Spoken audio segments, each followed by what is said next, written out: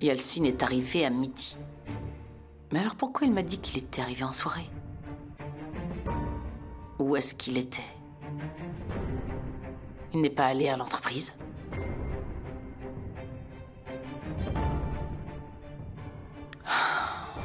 Qu'est-ce que tu manigances encore, Yalcine?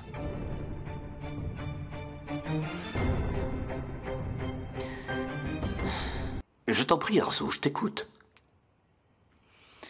Je sais à quel point votre cœur est grand, Femi, et combien vous vous souciez du quotidien de tous les membres de la famille.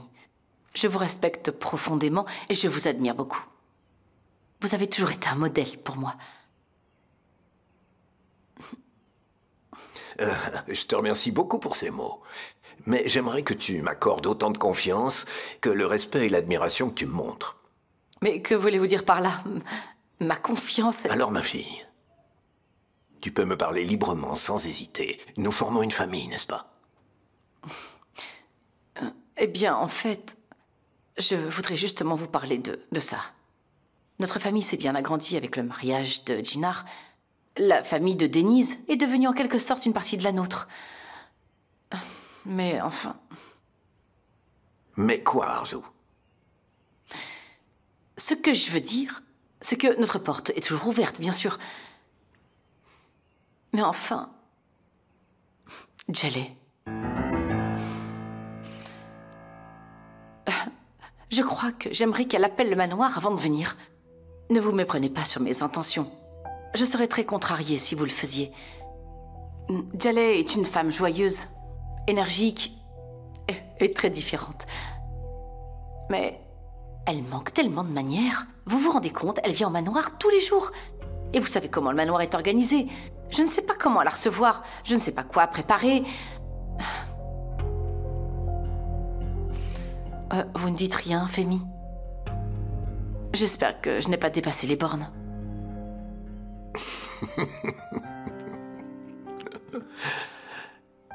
Je comprends ce que tu veux dire, et tu as bien raison, Arzu. Maintenant, il faut que nous trouvions une manière de régler cette affaire sans lui briser le cœur. Je vais essayer de lui parler avec le plus de tact possible. Vous voyez, pour ne pas lui briser le cœur. Enfin, si vous me le permettez, bien sûr. Très bien, ma fille. Je te laisse résoudre ce problème sans faire de dégâts, on est d'accord? Parfait. Tu te rends compte que ça détruirait notre réputation? Très bien, très bien. Je vais appeler une agence, mais je vais voir s'ils peuvent gérer ça en urgence. Quand il n'y a pas de temps, on le trouve. Quand il n'y a pas d'opportunité, on les crée. N'appelle pas d'agence, tu sais bien qu'ils n'auront pas le temps. Alors, parle-en à Jinar, il va gérer ça. Papa, mais comment Jinar va s'en sortir? Est-ce qu'il a le temps? Et avec quelle équipe? Yalcine, fais ce que je te dis, n'attends pas, appelle Jinar maintenant. Jinar ne se plaint pas. Il trouve des solutions, hein? Ah, tu as parlé d'une équipe, mais quelle meilleure équipe que Denise et Jinar?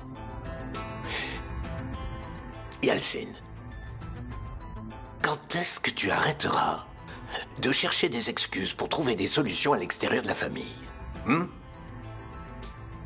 Je te trouve injuste, papa. Ah là là là, oui. Ok, Yalcine. Tu peux y aller. Je vais appeler Jinar. Bien.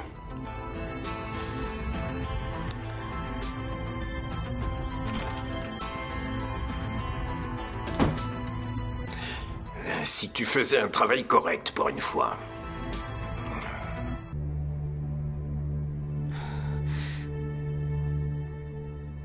Personne ne pourra empêcher mon amour pour toi, Jinar. Ni ma mère, ni mon grand-père, ni cette Denise au visage de serpent. Pas même toi, Jinar. Tu seras à moi, seulement à moi. Nous quitterons cette fichue maison, juste toi et moi. Personne ne nous trouvera. Je te sauverai de Denise. Je t'arracherai à cet amour empoisonné dans lequel elle t'a piégé. Je couperai la tête à ce serpent s'il le faut. Peu importe ce qu'il faudra faire. Oh, Essine. Oh, ma petite fille.